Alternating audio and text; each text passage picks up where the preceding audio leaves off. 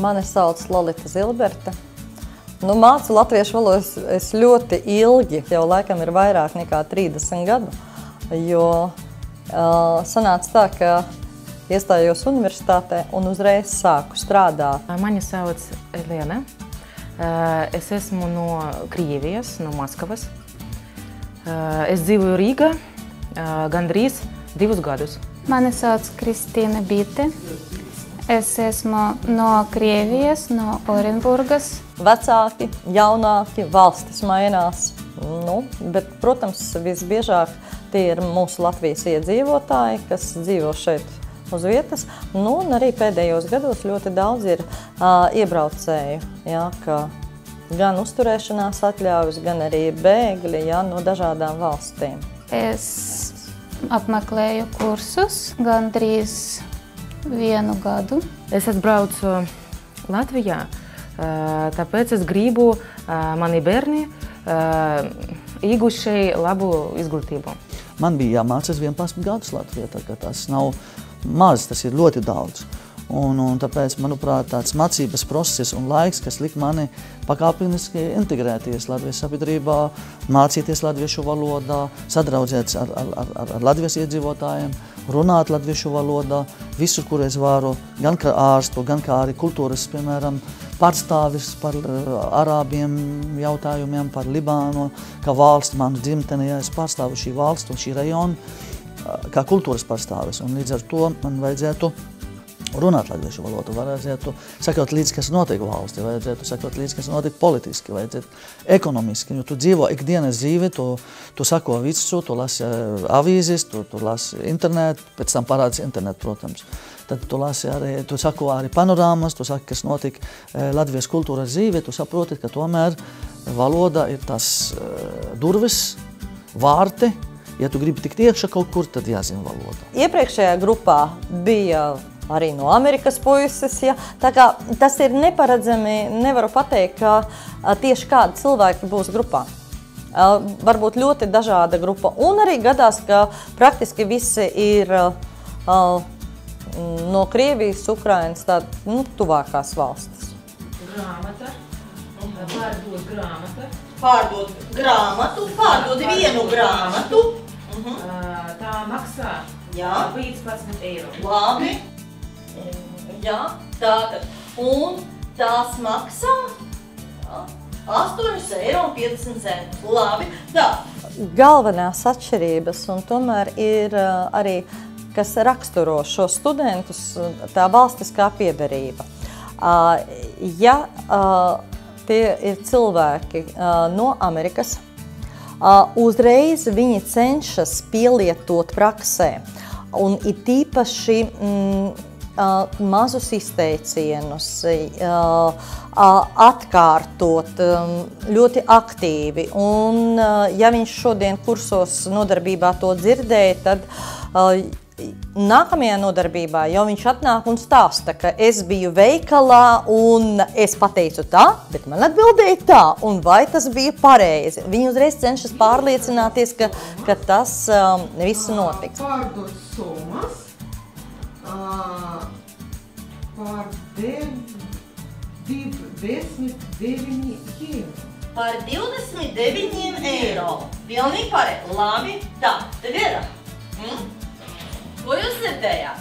Piemēram, no Sīrijas, un ja vairāk arī, teiksim tā, uz Āzijas valstīm orientēti, kas ir cilvēki atbraukuši no šejienes, viņi nav gatavi tādā veidā mācīties. Viņam ir grāmata, viņš iemācīsies visus vārdiņus gramatiski pareizi un nekādu darbu grupās, jo viņa uzdevums ir noslīpēt līdz pēdējam sīkumam ideāli pareizi.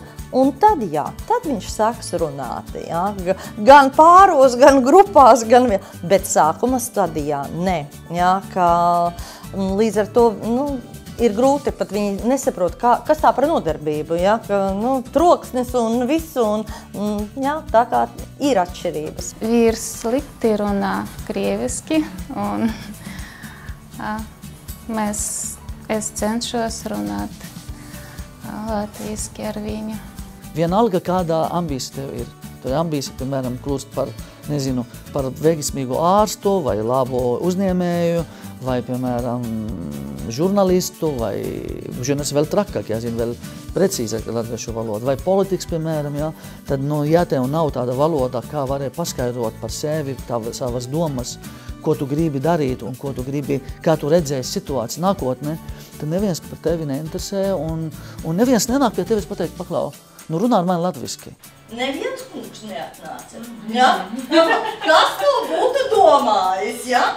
Un es nevarēju iedomāties, ka viņi nobīsies un neatnāks uz nodarbību. 1 un 2 laba reize, 1 un 2 abas. Vēl vienreiz, 3 lietas, labas lietas, aiziet vēl. 1 un 2 reize, 1 un 2 abas. Kad jau cilvēki jau diezgan labi runā un viņi sāk pārdzīvot, ka viņiem ir akcents un baidās, ka man kāds aizrādīs par to, ka man ir akcents, cik neuztraucieties. Akcents ir jūsu individualitāte. Ja jūs runājat un jūs komunicējat un jūs esat atvērti, viss ir kārtībā, jums piedos jūsu akcentu. Un es teikšu tā, no pieredzes. Dažkārt gadās dzirdēt kādu kritiku, ka viņš tur slikti runā. Viņam ir šausmīgs akcents. Tad vistrakākie kritizētāji ir tie cilvēki, kuri zina 1 vai 2 valodas un viss. Ja? Tie, kas zina 3, 4 valodas, viņi otram cilvēkam nekad nepārmetīs, ka jums ir akcents, viņi palīdzēs. Viņi vienmēr visu labāk zina. Tie ir skolotāji. Pala, Kristīna ir skolotāja. Nu tā, Hanna ir skolniece, laba skolniece, ja? Tā, lūdzu. Hanna strādā, Kristīna kontrolē. Tad, lūdzu, lasiet 1 reizi, pēc tam 2 reizi, ja? Mums ir ļoti labi skolotāji, kuri, ja? Tikai drusciņi labo. Labi, kā ir kursi.